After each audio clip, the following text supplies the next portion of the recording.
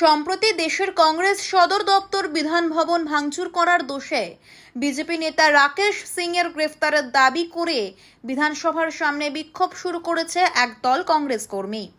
আর এই ঘটনাকে কেন্দ্র করে তাদের এবং পুলিশের মধ্যে হয় চরম ধস্তাধস্তি। এই ধস্তাধস্তির কারণে পরিস্থিতি হয়ে যায় আরো উত্তপ্ত। পরিস্থিতি উত্তপ্ত হলে কংগ্রেসের প্রতিবাদী কর্মীদের পুলিশ চ্যাংদোলা করে প্রিজন ভ্যানে তোলে।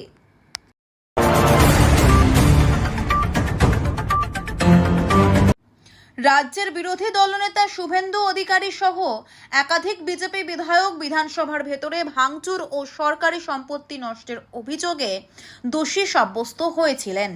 স্পিকারের নির্দেশে গঠিত তদন্ত কমিটি তাদের বিরুদ্ধে আনা অভিযোগের সত্যতা প্রমাণ করলেও তাদের কঠোর শাস্তি থেকে বিরত থাকলেন স্পিকার বিমান বন্দ্যোপাধ্যায়। গত 23শে জুনের ঘটনার তদন্তে শুভেন্দু অধিকারী, অগ্নিমিত্রা পাল, মনোজ টিগ্গা, শান্তনু প্রামাণিক এবং শিখা বন্দ্যোপাধ্যায় সহ বেশ কয়েকজন বিজেপি বিধায়ক দোষী প্রমাণিত হয়েছেন বলে জানান বিধানসভার অধিবেশনের স্পিকার।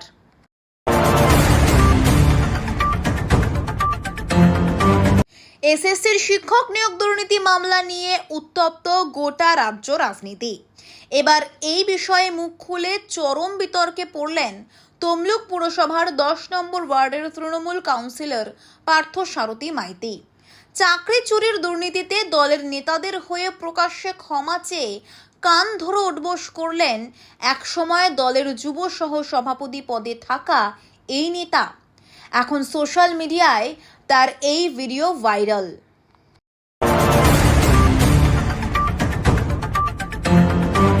সম্প্রতি এসএসসি মামলায় চাকরিহারা দাগিদের তালিকা প্রকাশ করা হয়েছে। আর যে তালিকা প্রকাশ করা হয়েছে সেখানে তৃণমূল যোগের উদাহরণ রয়েছে ভুরি ভুরি। বিরোধীরা আবার কটাক্ষ করে বলেছেন যে দাগির তালিকা বাঁচতে তৃণমূল উজাড়, কিন্তু শুধু তৃণমূলেই কি দাগি?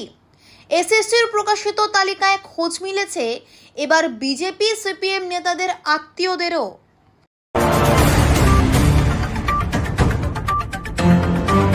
সামান্য কলার তথ্য শুনে চক্ষু চরকগাছ সকলের। এটি নির্দিষ্ট জায়গায় দাঁড়িয়ে একজন ফল বিক্রেতা ফল বিক্রি করতেন। তিনি ছিলেন মূলত কলা বিক্রেতা, কিন্তু ফল বিক্রির আড়ালে যে তিনি এক অন্য বেআইনি কাজ চালিয়ে যাচ্ছিলেন তা ঘুণাক্ষরেও কেউ টের পাননি। তথ্য যখন সামনে এলো তখন চোখ কপালে সবার। ইতিমধ্যেই ওই ফল বিক্রেতাকে গ্রেফতার করেছে পুলিশ। সূত্রের খবর, তদন্তে নেমে 35 লক্ষ টাকার মাদক পাচারের অভিযোগে ওই 60 বছর বয়সী কলা বিক্রেতাকে গ্রেফতার করা হয়েছে।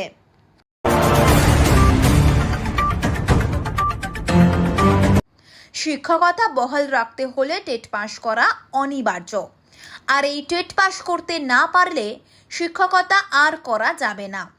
5 বছরের চাকরির অভিজ্ঞতা থাকা সত্ত্বেও টেট পাস করা বাধ্যতামূলক করে এমনই এক ঐতিহাসিক রায় দিয়েছে সম্প্রতি দেশের শীর্ষ আদালত। বিচারপতি দীপঙ্কর দত্ত এবং বিচারপতি অগাস্টিন জর্জ মাসিহের ডিভিশন বেঞ্চের এই রায়ে কার্যত ঘুম উড়েছে শিক্ষকদের।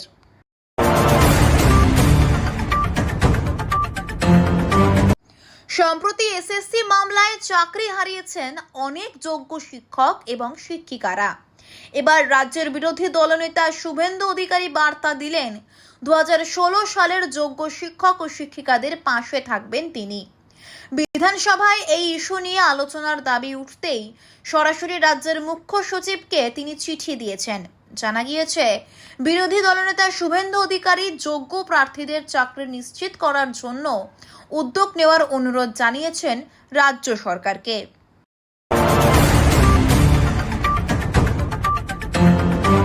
আইসিডিএস সুপারভাইজার পদে নিয়োগের জট খুলতে চলেছিল দীর্ঘ 26 বছর পর, কিন্তু শেষ মুহূর্তে এসে আবার অনিশ্চয়তা।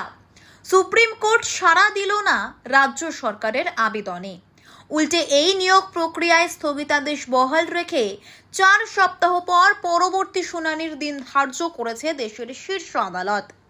আইসিডিএস সুপারভাইজার নিয়োগে অঙ্গনওয়াড়ি কর্মীদের অগ্রাধিকার সংক্রান্ত মামলায় কলকাতা হাইকোর্টের সিঙ্গল এবং ডিভিশন বেঞ্চের রায় বহাল থাকায় রাজ্য সরকার দ্বারস্থ হয়েছিল সুপ্রিম কোর্টের।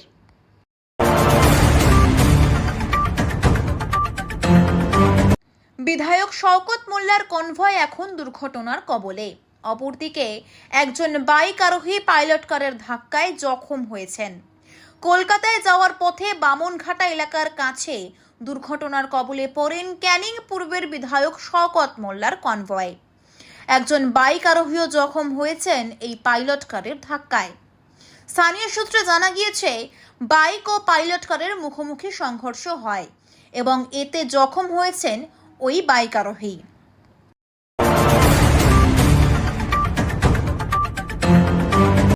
গতকাল সোনারা ফোর্ট উইলিয়াম থেকে এসে মেয়ো রোডের ওপর করা তৃণমূলের ভাষা আন্দোলনের মঞ্চ খুলে দিয়েছে। আর ঠিক তার পরের দিন কলকাতা পুলিশ আটকালো সোনার ট্রাক, যা ঘিরে রাইটার্স বিল্ডিং এর সামনে রাস্তায় পড়ল বিশাল শোরগোল। তাকিয়ে দেখলো জনতা। পুলিশ সূত্রে খবর, রাইটার্স বিল্ডিং এর সামনে সোনার ট্রাকটি থামিয়েছে ট্রাফিক কন্ট্রোলাররা। খবর দেওয়া হয়েছে হেয়ার স্ট্রিট থানাকে।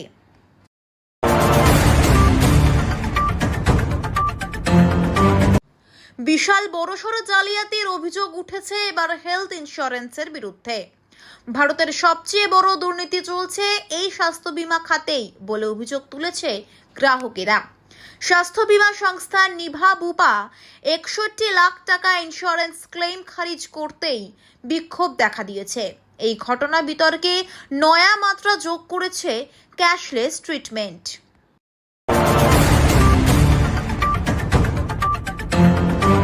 দীর্ঘদিনের সম্পর্ক, বিয়ের প্রতিশ্রুতি দিয়ে সহবাসের পর প্রেমিকাকে উপেক্ষা করেছেন একজন বিজেপি নেতা প্রেমিক। অবশেষে স্ত্রীর মর্যাদা পেতে তরুণী নিজেদের ছবি নিয়ে প্রেমিকের বাড়ির সামনে ধর্নায় বসেছেন। মুর্শিদাবাদের খড়গ্রামের দেশালপুর এলাকায় এই ঘটনাকে কেন্দ্র করে পড়েছে প্রবল শোরগোল। যদিও দেখা নেই প্রেমিকের। জানা গিয়েছে, ওই বিজেপি নেতার নাম আদিত্য মল্লিক। 2021 সালে খড়গ্রাম বিধানসভা আসনে বিজেপির প্রতীকে লড়েছিলেন তিনি, কিন্তু জিততে পারেননি। তবে সক্রিয় বিজেপি নেতা হিসেবেই পরিচিত তিনি এই এলাকায়।